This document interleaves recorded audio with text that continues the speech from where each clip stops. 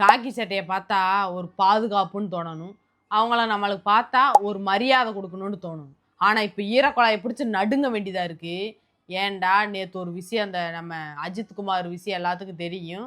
ஆமாம், அந்த பெயலை விசாரிக்கின்ற பேரில் வச்சு அடிச்சே கொண்டிருக்காங்க. எனக்கு எடுத்தேன்ற எந்த ஒரு ஆதாரமும் இல்லை.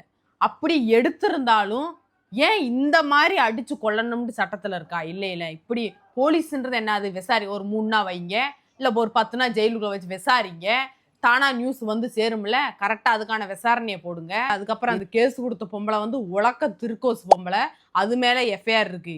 இப்ப எனக்கு ஒரு டவுட் என்ன, இதே உண்மையா இருக்கும். இப்ப இந்த வீடியோ எல்லாம் பார்த்து எனக்கு இதே உண்மைன்னு தோணுது.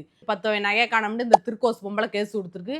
அவங்க வந்து இந்த போலீஸ்காரங்களாம் என்ன பிளான் பண்ணியிருக்காங்கடா, இந்த 10 நகையில நம்ம 5 பவனை வச்சுக்கிட்டு 5 பவனை திருப்பி கொடுத்து விட்டு இந்த அஜித் குமாரை நம்ம அடிச்சு கொண்டு விடுவோம்னு இதுதான் அங்கே நடந்திருக்கும்னு தோணுது. இந்த வீடியோலாம் பார்த்தா இதான் தோணுது.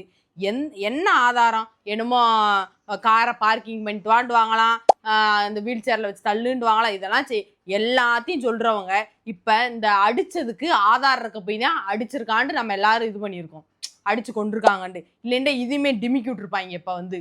ஆமாம், அப்போ இதவே இவ்வளோ இது பண்ணுறவங்க அவங்க எடுத்தாங்கன்றதுக்கு எந்த ஒரு ஆதாரமே இல்லாமல் எப்படி அடிக்கலாம்? எங்களுக்கு ஒரு பிரச்சனை அப்படின்டா அதுக்கு உங்களை தேடி தான் நாங்கள் போலீஸை தேடி தான் வரோம். அதனால எல்லாத்துக்கும் பாதுகாப்பை கொடுங்க, பயத்தை உருவாக்காதீங்க. அதே மாதிரி பாதுகாப்பாக இருக்கிற போலீஸ் மேலேயும் நம்பிக்கைலாம் ஆக்கிறாதீங்க. அவ்வளோதான். அதுக்கப்புறம் நம்ம அஜித் குமார் அண்ணனுக்கு வந்து ஒரு நீதி கிடைக்கணும்.